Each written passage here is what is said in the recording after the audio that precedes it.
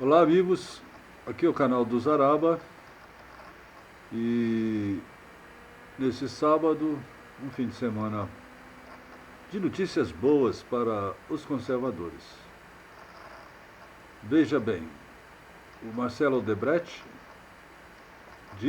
denunciou a PGR, a Procuradoria-Geral da República, que fez pagamentos ao Dias Toffoli, que é o presidente do STF, ex-advogado do PT, depois do governo Lula, advogado-geral da União, e foi nesse cargo que esse indivíduo recebeu propinas de Marcelo Odebrecht. Veja bem, nós temos uma Suprema Corte que está acima da Constituição. Eles estão acima de todas as leis.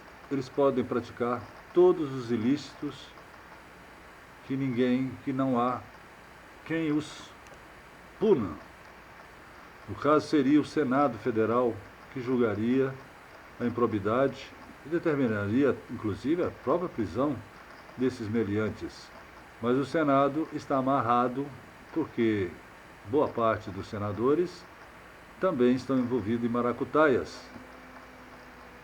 E como tem foro privilegiado os seus membros, quem o julga é a própria Corte Superior, o STF. Então há ali uma relação de indecência, de traição à pátria e de crimes. Todos esses 11 ministros estão em seus cargos não para praticar a justiça, não para guardar a Constituição, mas sim para proteger e angariar benefícios próprios advindo do seu cargo.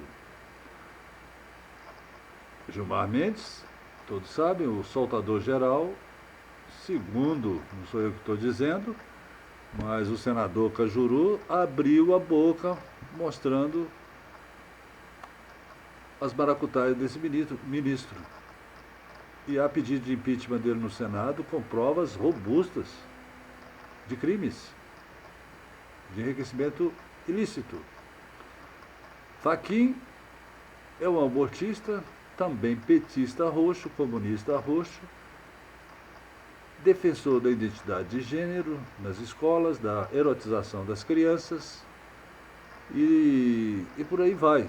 Então não há comunista honesto. Eles são desonestos pela própria natureza. A Rosa Weber, recentemente agora, houve uma denúncia aí de que ela empregou seus filhos na Previdência, e tem a sua filha que tem uma empresa no Rio Grande do Sul, que recebe também dinheiro público. Isso está nessa denúncia. E todos eles decidem de acordo com a cara do freguês. Marco Aurélio Melo soltou o assassino de Tim Lopes. O cara tinha que apodrecer na cadeia. Se fosse nos Estados Unidos, o assassino seria condenado à morte. Mas aqui, os ministros soltam os grandes bandidos e perseguem os honestos, os cidadãos de bens. Estão aí soltos Lula, Zé Disseu e todos os grandes corruptos, graças à atuação desses ministros. Agora veremos outra coisa.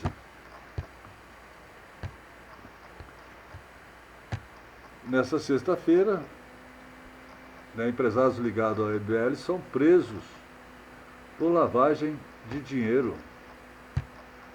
Diz Ministério Público. Aqui, ó, na reportagem mostra a apreensão de computadores, de eletroeletrônicos,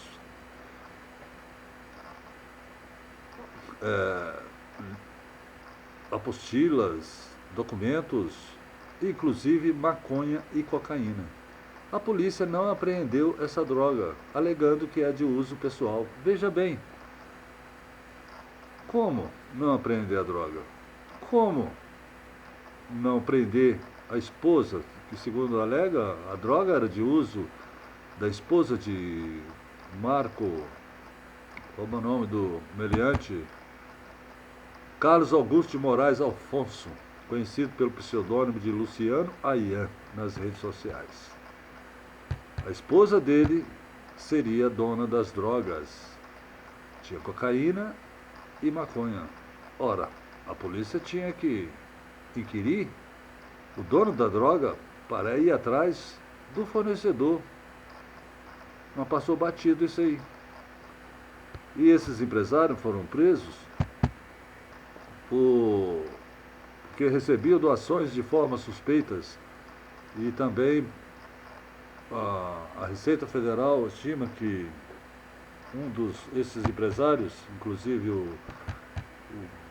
esse Alexandre, vamos ver o nome do cara aqui, a família Ferreira Santos, ó, um deles,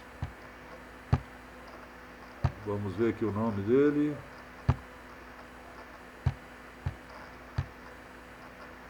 Alessander Mônaco Ferreira e Carlos Augusto de Moraes Afonso.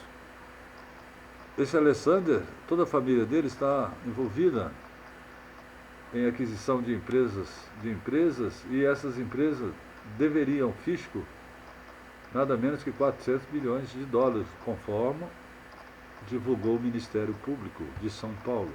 A ação foi coordenada pelo Ministério Público, com a Polícia Civil do Estado de São Paulo e Receita Federal. Então, esses empresários, principalmente esse Luciano Ayan, ele foi o responsável por alimentar de documentos e de dossiês a CPMI das fake news na Câmara, no Congresso Nacional. Ele assessorou Alexandre Frota, os deputados Alexandre Frota e Joyce Hasselmann, com esses documentos falsos, inclusive com alegações falsas, que permitiu a abertura do inquérito das fake news no Supremo Federal para perseguir os conservadores, pessoas de bem, que nada devem à justiça. Foram presos, tiveram suas casas invadidas, sem determinação de que crime ou suspeita de crime que teriam cometido. O que eu quero dizer, meus amigos, é que, veja bem, as nossas orações diárias pelo Brasil, por aqueles que lutam para tirar o país da iniquidade, das trevas em que está mergulhado há mais de 40 anos por governos comunistas, desde FHC, esse pilantra, esse canalha, até Temer, só tivemos ladrões, corruptos, dilapidando os bens públicos, os cofres públicos, e colocando a nossa população numa situação de miséria, sem atendimento de saúde adequado, sem segurança, com as rodovias todas esburacadas, né, o sistema de transporte falido, que agora está sendo recuperado neste governo, enfim, e a própria educação doutrinária que foi implantada, lançando no mercado formandos analfabetos funcionais, advogados, médicos, engenheiros, que não sabem interpretar um texto, que não passaria numa prova de português, de interpretação de texto. Eles sequer sabem ou conseguem redigir um ditado de 30 linhas sem cometer erros crassos de português. Então, as nossas orações estão sendo atendidas, porque eu não tenho dúvida que os anjos do Senhor estão agindo e esses nossos inimigos, inimigos do povo brasileiro, esses comunistas, esses corruptos, estão caindo nas próprias armadilhas, estão provando o seu próprio veneno e eles estão se delatando um ou outro, é cobra comendo cobra. Então, essa semana tivemos essas notícias boas. O feitiço virando contra o feiticeiro, razão pela qual devemos continuar nossas orações pelo Brasil, porque nós temos agora, nesse mês de setembro, na Câmara dos Deputados, a, a possível votação de um projeto que legaliza o genocídio infantil, que é o aborto. Eles querem, porque querem, implantar o aborto legalizado no Brasil. Isso é uma abominação diante do nosso Criador. O país que legalizar o aborto, com certeza, sofrerá as consequências desse ato que é desaprovado pelo Criador.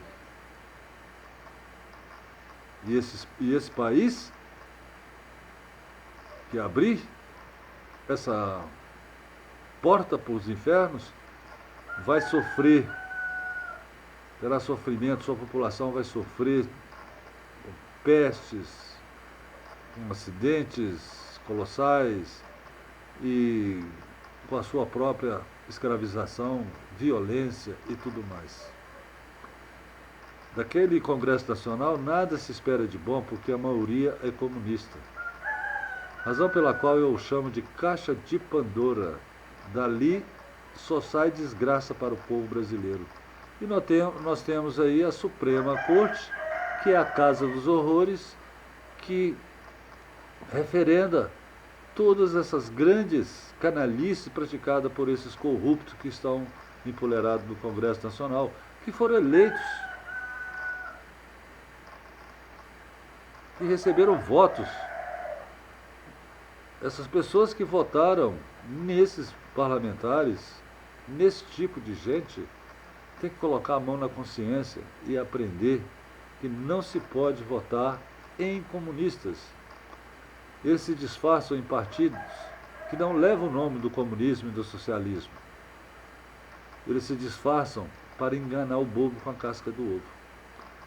Assim, continuemos com nossas orações e tenhamos confiança que nosso Deus Todo-Poderoso, Jesus amado, que morreu por nós, Nossa Senhora, vai nos proteger desses adeptos do Satanás. Um grande abraço e tenha uma ótima semana.